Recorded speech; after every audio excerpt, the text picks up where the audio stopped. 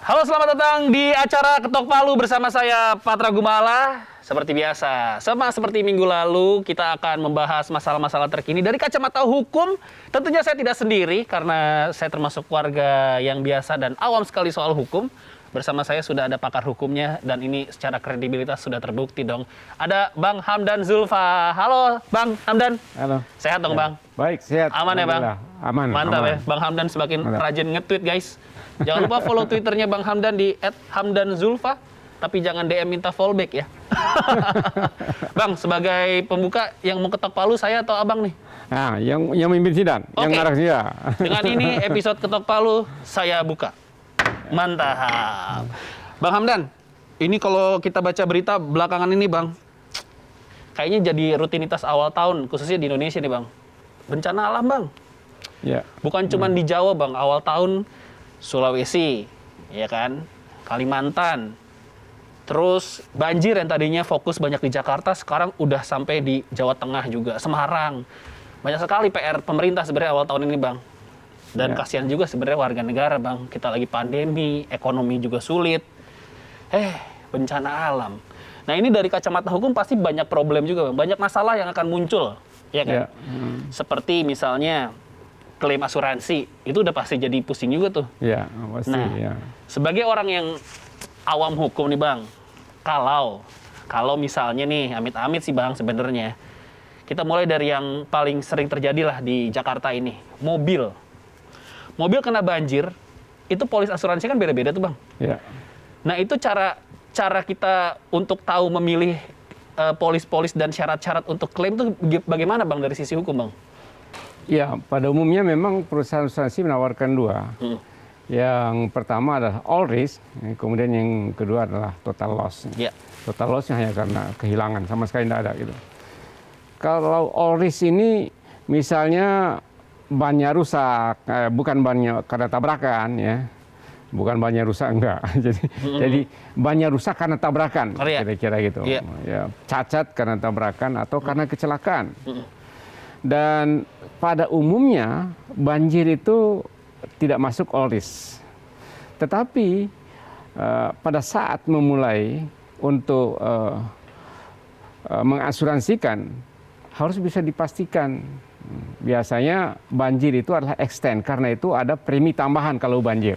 Oke. Nah, begitu juga karena kerusuhan.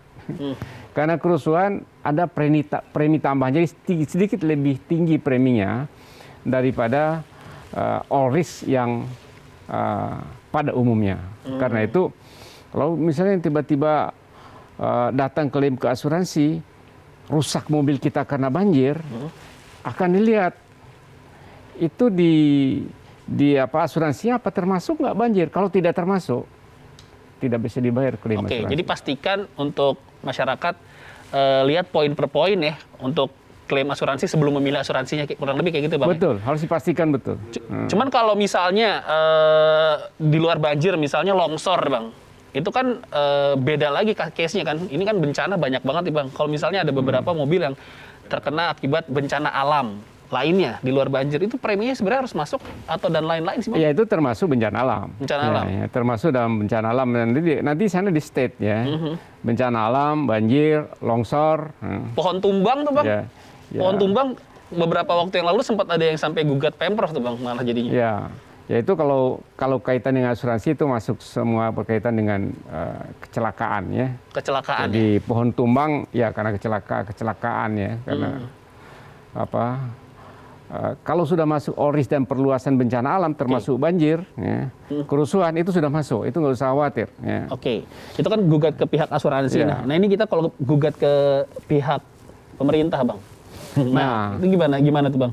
Biasanya memang kalau banjir ya, kan bisa rumah rusak, Ya. bisa seluruh isi rumah juga bisa rusak. Kalau banjir elektronik dan macam-macam itu kan merugikan warga. Nah, dalam undang-undang dikenal adanya gugatan class action. Oke. Definisinya apa nih Bang, class action? Jadi class action begini. Jadi misalnya warga di sebuah RW RW hitungannya. Ya, bisa juga RT, kota. RT? Bisa juga kota, RT juga bisa. RT juga bisa ya. Tergantung dampak kerusakan akibat bencana alam atau banjir itu. Jadi boleh 1-2 orang merasa memiliki tanggung jawab sebagai warga masyarakat mewakili kelompok, ya, mengajukan gugatan ya, ke pengadilan untuk meminta ganti rugi kepada pemerintah. Cuman yang sering terjadi kan takut Bang, masa saya sih sebagai warga umum gitu Bang, misalnya saya dirugikan, terus merasa dirugikan. Ada ketakutan untuk menggugat pemerintah, masa pemerintah kita gugat sih Bang, itu bisa sudah secara hukum? Itu biasa dan ada dasar hukumnya. Oke, tapi at least ada orang yang ngerti hukum lah untuk mengajukan class action itu Bang, nggak bisa. Saya warga pelawak ujuk-ujuk ngajuin class action kan poin per poinnya juga sulit Bang. Iya. Jadi tentu yang mengajukan ini bukan warga biasa. Tentu memberikan kuasa kepada pengacara atau penasihat hukum. Jadi merekalah yang akan mempelajari dan ada spesifik di gugatan class action ini.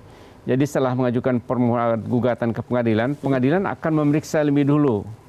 Apakah gugatan ini memenuhi syarat atau tidak. Ini salah satu yang paling lumayan memorable di kepala saya sih soal class action tuh di warga Bukit Duri di Jakarta tuh Bang, soal penggusuran kalau nggak salah itu juga termasuk class action yang bisa dilakukan ya? Termasuk ya? Termasuk. Jadi segala kebijakan pemerintah yang mengakibatkan kerugian bagi masyarakat dan masyarakat menganggap kebijakan pemerintah itu kebijakan yang tidak tepat, maka warga mengatasnamakan warga yang lainnya boleh melakukan gugatan class action. Atas nama di sini tidak harus warga yang lainnya memberikan kuasa kepada yang seorang warga yang menggugat itu, tapi cukup dia menyatakan saya mewakili masyarakat yang menderita kerugian akibat kejadian ini. Kalau sampai mengakibatkan korban jiwa,